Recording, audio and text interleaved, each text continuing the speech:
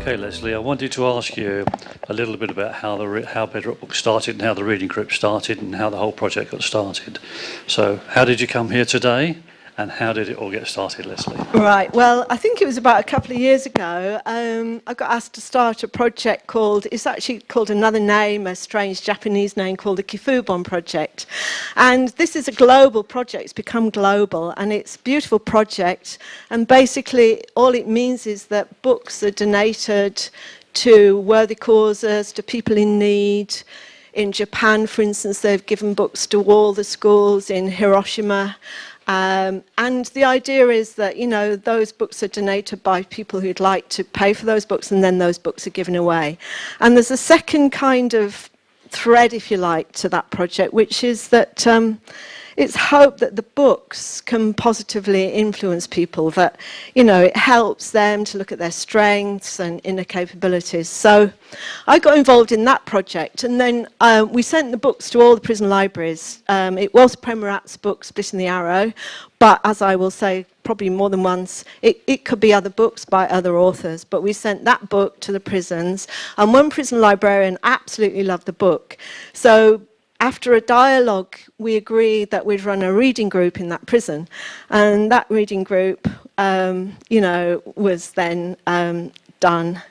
And as a result of that, other reading groups happened. So one guy, he didn't write this down, but he said something that we both felt was really key. And he said, there's nothing like this in prison. There's no opportunity to reflect on the positive things in life, or think about these things at all. And he said, we spend a lot of time in prison. We on our own, thinking. We have plenty we're almost like monks, not quite. And so this is the perfect catalyst, he said, for positive reflection. And then on the feedback forms, someone said, that reflection is positive, sometimes humbling, and always stimulating. Someone else said, to listen carefully to people's opinions, perspectives, and thoughts, even if I don't agree with them, they can still evoke thought which would not have been evoked without listening to them. So you can already see there's this thing about listening and listening to other people's perspectives and reflecting on it, which they didn't get a chance. So that was our first session, and then, like I said, so since then we ran more sessions in that prison, and then we ran a kind of almost like what seemed like a perfect number of sessions in another prison, 5 sessions. So after that, I felt like this is time to launch this as a project. It is really working, the feedback's really good, and not necessarily just for prisons. So, Leslie, who exactly is Bedrock Books? So, me and you, Jeff. Oh, sorry, me and you, Leslie. And Jenny. And Jenny. So it's a very small team of volunteers, which we're hoping to grow. And what we've been involved in is the book donation project as well, where we send books to a number of places. We've sent books to family refuges, children's hospitals, and prisons. And I just want to tell you very quickly about one project that we sent books to, because part of the deal is we'd like these books to be used for more than just sitting on a library. So we've been sending books to an organisation called Books at Bedtime, which puts bookshelves in family refuges right across the country. But as well as putting the books on bookshelves, they have counsellors who use a certain set of books with their children and their parents, their mum or their dad, because it might not always be women, to help them through difficult times.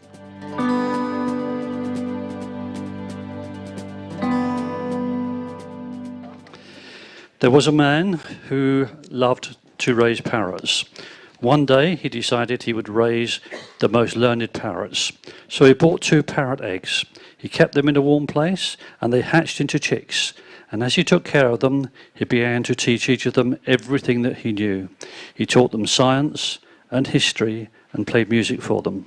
As they grew, they went on to learn more and more complex things. And by the time they were adults, they'd learnt a lot. They could recite Beethoven's symphonies perfectly. They'd memorize Newton's laws of physics and all kinds of complex formulas. One day the man passed away, leaving the 2 parrots alone in the house. When the relatives came to tidy up the man's belongings, they found the parrots. Nobody wanted to take care of them, so they put the cage by the window and opened the door. The two learned parrots hopped out onto the branch of a tree just outside the window. They climbed up to a higher branch where a wild parrot was sitting, and they struck up a conversation.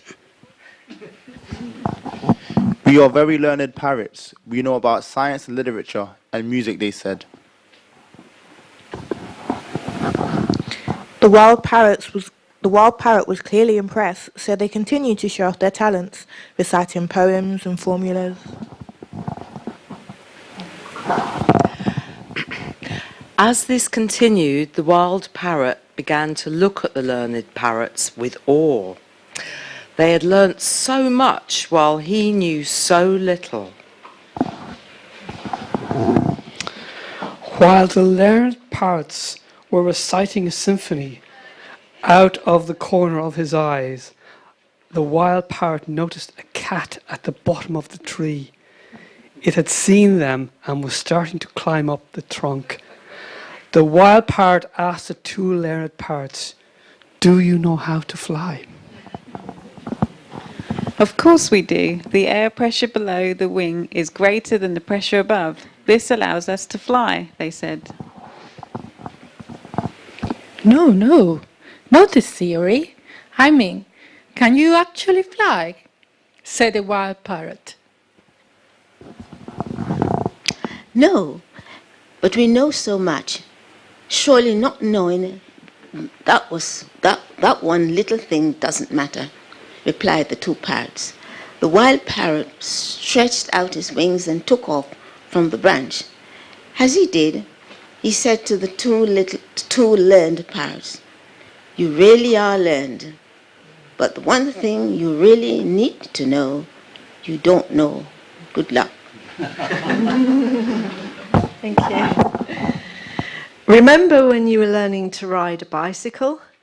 Pedal, pedal, pedal. Look straight ahead and keep your balance. Someone who was trying to teach you probably gave you this advice, but even if you remembered it, the result was always a fall. Again and again you fell. Then one day you got it. You felt the point of balance. Once you feel that balance, you know how to ride a bicycle with or without the formula.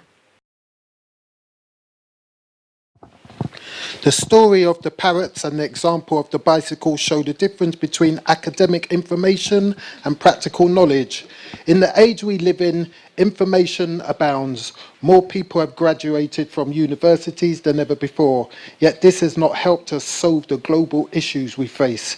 Things just seem to get more and more complex and problematic. Information is important. But for the essential things in life, you need to know. You need to feel, to make it real for you, so that you can practically apply it in your life. Thank you.